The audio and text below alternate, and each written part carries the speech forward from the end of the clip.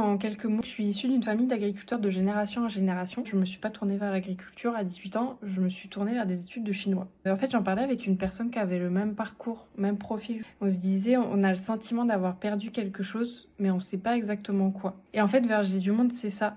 C'est cette partie un peu intangible de savoir et de connaissance et de ce défaut de transmission que on a envie de mettre en avant en fait et de mettre en lumière. Et il y a un deuxième aspect. Quand j'ai fait mes études de chinois, je m'intéressais en fait aux ethnies qui vivent, aux ethnies minoritaires qui vivent dans le sud du pays, plutôt dans les zones montagneuses. À ce moment-là, je me suis rendu compte qu'il y avait comme une sorte de d'écho entre l'agriculture, ou plutôt la ruralité de là-bas, avec celle d'ici. Alors après, le climat, le sol, le type de sol, la langue dans laquelle on va parler de telle ou telle plante ou quoi, tout est différent. Mais dans le rapport au vivant et dans le rapport à la terre, il y avait vraiment quelque chose de similaire entre les agriculteurs, les personnes qui prennent soin de la terre, les agriculteurs là-bas et les agriculteurs d'ici. Et donc ça, c'est la deuxième partie en fait de Verger du Monde, c'est de mettre en lumière ces savoirs paysans d'ici et d'ailleurs, dans l'objectif de vous les faire découvrir. Donc bienvenue, bonne découverte, et si vous souhaitez partager des savoirs paysans d'ici et d'ailleurs avec nous,